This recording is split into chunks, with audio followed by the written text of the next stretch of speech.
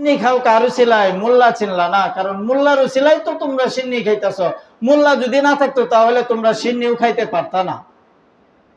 এই জন্য আমাদের সমাজে কিছু মানুষ এমন আছে যারা উলামায়ে কেরামের বিরোধিতা করে।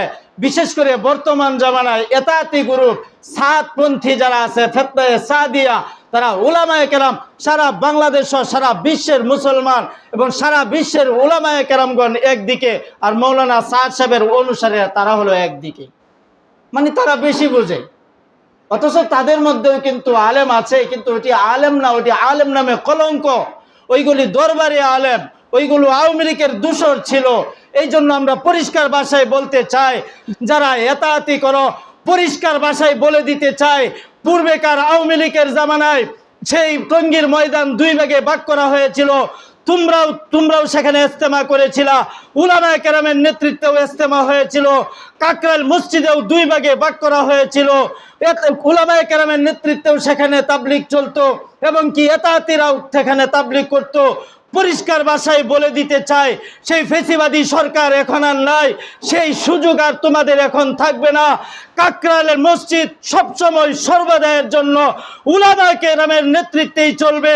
টঙ্গীর ময়দান এই বছর থেকে আজীবন পর্যন্ত উলামায়ে কেরামের নেতৃত্বেই তাবলীগ চলবে এবং ইজতেমা চলবে ইনশাআল্লাহ।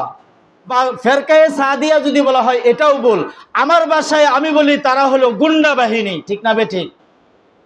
তারা হলো গুন্ডা বাহিনী। আজ পর্যন্ত শুনছেন কোনোদিন তাবলীগের নামে কেউ কাউকে রক্ত জড়ায়? এটা শুনছেন কোনোদিন? তো তাবলীগ করেছে, তাবলীগের মধ্যে যায়, তাবলীগের কাজ করতে যায় আরেকজনকে মানে রক্ত প্রবাহিত করেছে, এমনকি হত্যা করেছে, শহীদ করেছে, প্রহার করেছে, এমন কোনো ঘটনা ঘটছে? কিন্তু এই সাদ সাহেবের ওনার অনুসারীরা এই ঘটনা ঘটাইছে বাংলাদেশে। আপনারা শুনেন নাই? 2018 সালে পহেলা ডিসেম্বরে সেখানে ওই ঘটনা যদি বলতে চাই তাহলে আমাদের হাতে সময় নাই, অনেক সময় চলে যাবে। তখন কি করুন ঘটনা কাহিনী সেখানে ঘটেছিল। সেখানে তালেবে ইলমরা, ছাত্ররা, সেখানে তো এখনো মাদ্রাসা আছে, কওমি মাদ্রাসার ছাত্ররা সেখানে তারা কাজ করতেছিল। একটা জোর ছিল, জোরে ছাত্ররা কাজ করতেছিল সকালবেলায়।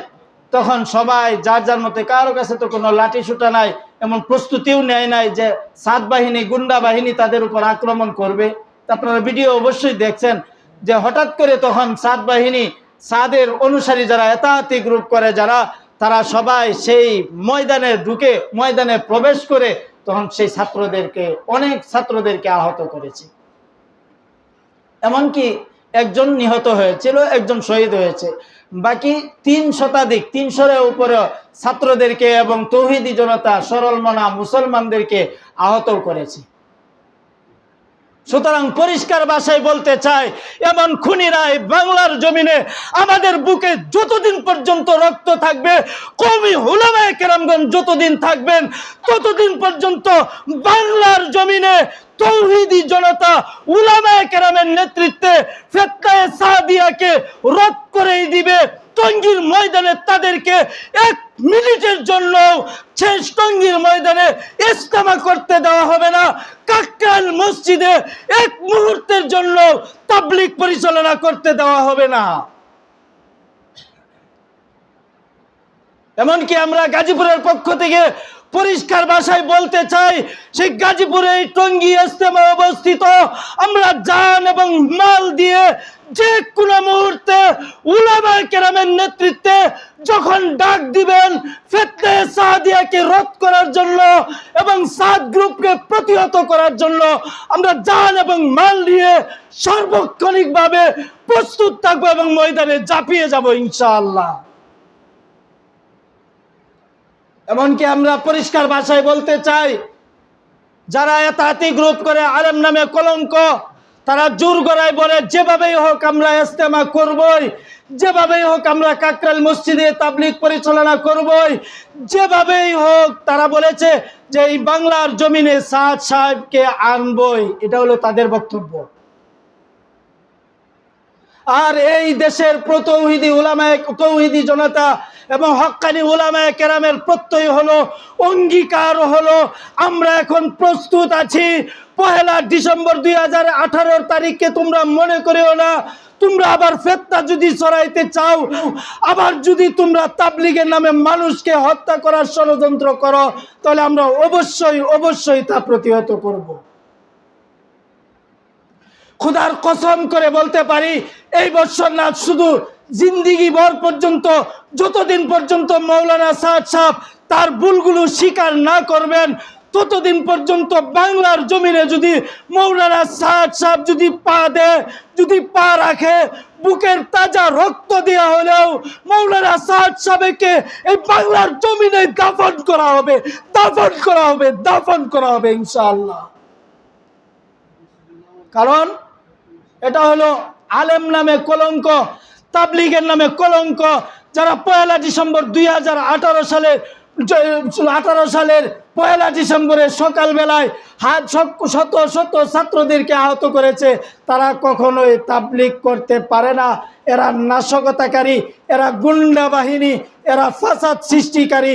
আর ফাসাদ সৃষ্টিকারীদেরকে এই বাংলার জমিনে তাবলীগ চালাইতে দিতে আমরা পারবো না।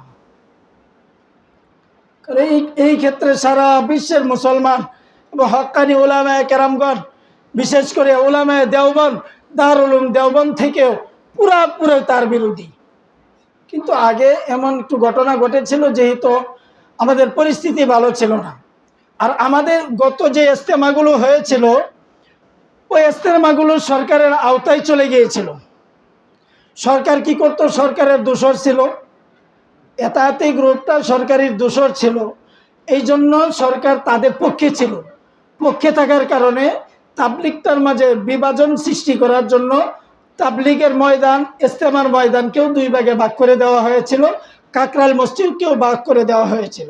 কিন্তু এই 5 নভেম্বর এই মঙ্গলবারে যেই সরওয়ার্দী উদ্যানে যেই মহাসমাবেশ ডাকা হয়েছিল, সেখানে দেশের সর্বোচ্চ সবচেয়ে বড় বড় উলামায়ে কেরামগণ সেখানে উপস্থিত হয়েছেন। সকলেই একমত পোষণ করেছেন, তাবলীগ হলো দ্বীনের কাজ, আর দ্বীনের কাজ কোনো সরকারের আন্ডারে চলতে পারে না। সরকার যদি বলে অমুক তারিখে ইজতেমা দিতে হবে, আমরা মানব না। সরকার যদি বলে মৌলানা সাদ সাহেব আসবে, আমরা মানব না। সরকার যদি বলে এতাহাতি গ্রুপও ইজতেমা করবে, আমরা মানব না। সরকার যদি বলে এতাহাতি গ্রুপও কাকরাইল মসজিদে তাবলীগ পরিচালনা করবে, আমরা মানব না। এক দফা এক দাবি, ইসলামের কাজ, তাবলীগের কাজ, ইজতেমার কাজ এবং কাকরাইলের কাজ উলামায়ে কেরামের নেতৃত্বেই চলবে। এতাহাতি গ্রুপদেরকে কোনো সুযোগ দেওয়া যাবে না।